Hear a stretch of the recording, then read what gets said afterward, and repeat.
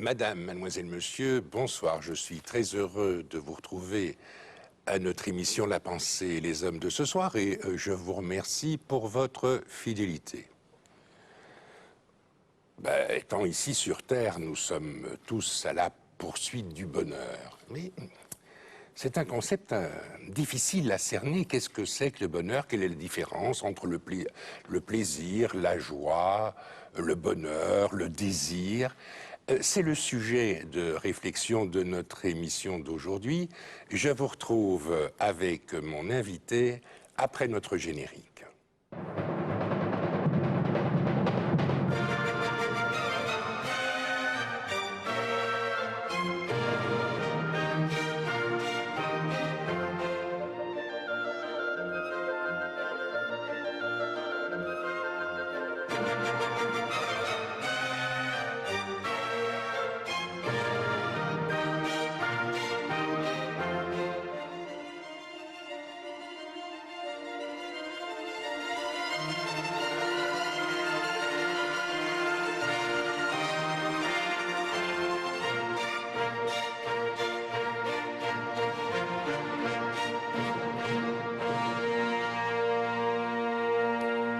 Eh bien, mon invité à notre émission de ce soir est Monsieur Freddy de Greef, qui a écrit pour la collection Liberté, j'écris ton nom, publiée par la maison d'édition Espace de Liberté, un ouvrage intitulé Méditation au pluriel sur le bonheur. Vous avez, dans votre carrière professionnelle, été le coordinateur du baccalauréat pour l'enseignement international du CHEP notamment. Alors, c'est un sujet difficile, c'est un sujet un peu risqué, se lancer sur la piste, la recherche, la compréhension du bonheur, c'est pas si évident. Alors, j'ai envie de vous dire, mais je sais combien c'est difficile, j'ai envie de vous dire, Freddy de Greef, donnez-nous un peu la recette du bonheur en 3 mots pour que nous puissions tous le connaître, ce bonheur.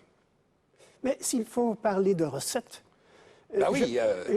c'est plus facile. Ah oui, oui, mais il y a déjà pas mal de livres, de recettes qui ont été publiés à ce sujet. Je dois d'ailleurs dire qu'une de mes raisons pour m'orienter vers ces recherches-là a été le fait que je me trouvais un jour dans un cercle de philosophes et qu'on avait proposé d'étudier le bonheur. Alors l'un des membres s'est levé, furieux, en disant « Mais le bonheur, ça ne se discute pas. Je suis content, donc je suis heureux. Il n'y a pas moyen, il n'y a pas nécessité de pérorer là-dessus. » Le bonheur, effectivement, c'est quelque chose de difficile à définir. C'est ce que les générations depuis l'Antiquité ont essayé de réussir. Chaque penseur étant, en somme, une individualité qui pense au bonheur.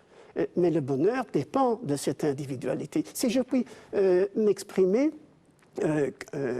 d'une façon comparative, je dirais que je suis très d'accord avec la pensée d'Ortega y Gasset, qui a été le philosophe qui a introduit l'Espagne dans la pensée vraiment contemporaine.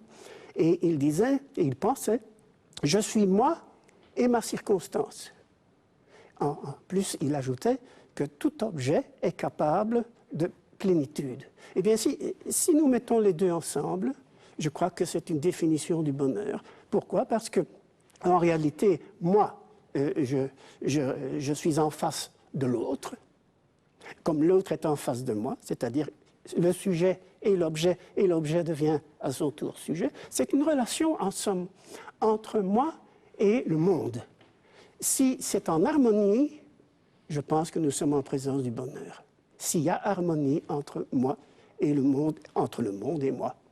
Mais c'est ce qui est le plus difficile à atteindre, justement, cette harmonie. Oui, mais je m'interroge parce qu'il me semble, je pense à ma vie personnelle, je me dis que le bonheur est une réalité essentiellement relative. Qu'on n'est pas heureux tout le temps, comme on n'est pas malheureux tout le temps. Qu'il y a, si j'ose dire, des expansions du bonheur dans notre existence et puis aussi, par des événements qui nous arrivent, aussi des expansions du malheur, de la tristesse. C'est donc pas un concept permanent, le bonheur, c'est une réalité variable et vivante. Qu'est-ce que vous en pensez? Oui, c'est une notion qui est tout à fait variable selon les personnalités. Alors, si je peux m'expliquer d'une façon un peu schématique, un petit peu symbolique, eh bien, j'imagine le sujet, je ou n'importe qui, comme un archer qui vise une cible. Et cette cible, il croit que c'est le plaisir, ou plutôt il croit que c'est le bonheur, mais c'est souvent le plaisir. Donc, en tirant, il veut atteindre le bonheur, mais il est lui, il n'est pas un autre. Donc, le problème est de savoir sur quel concept doit-on s'appuyer pour essayer de saisir celui-là et pas un autre. Alors, si je puis l'exprimer, ces concepts, à travers une toute petite histoire, imaginons un enfant qui aime l'école primaire, ça existe. Oh, je pense que c'est assez fréquent. C'est après que ça devient difficile. Donc, il aime l'école primaire, il aime son instituteur, il voudrait devenir instituteur. Ou son institutrice. Ou son institutrice, ça va de soi. Ça, c'est le désir. Le désir qui est souvent en compétition, d'ailleurs, avec le bonheur. Parce que le désir inassouvi ne rend pas heureux. Ah non, ah non. Tout ça dépend, évidemment, de la façon dont on atteint la cible.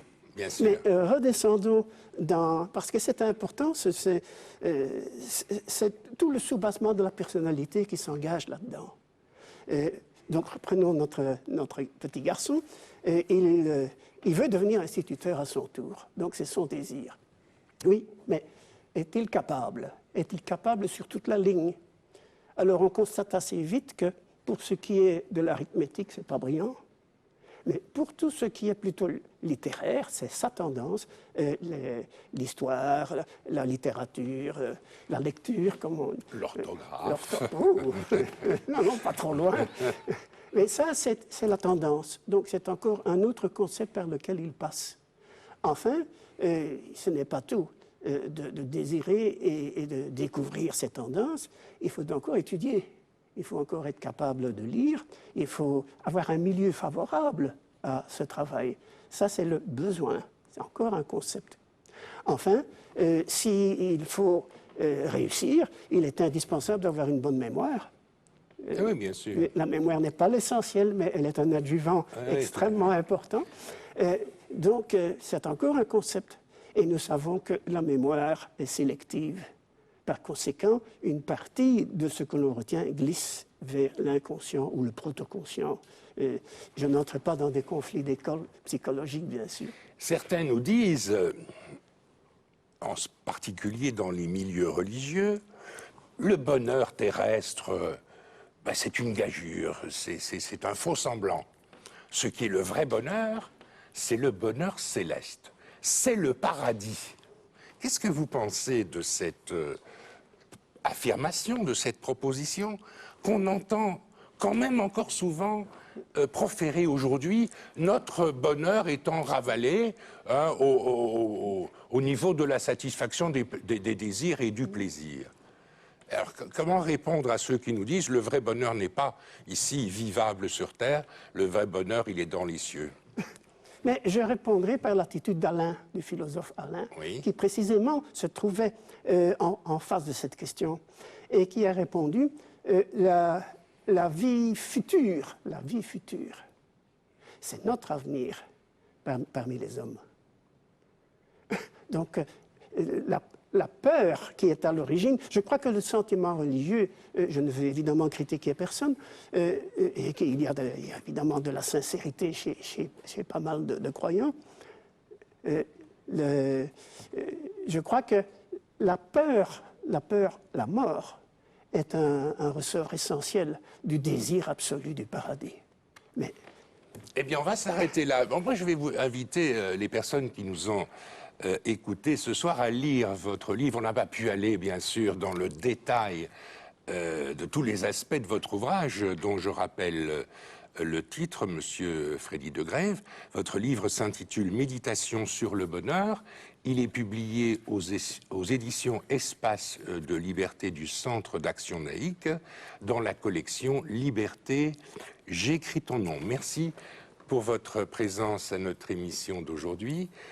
Madame, mademoiselle, monsieur, merci beaucoup pour votre attention. À très bientôt et bonne nuit.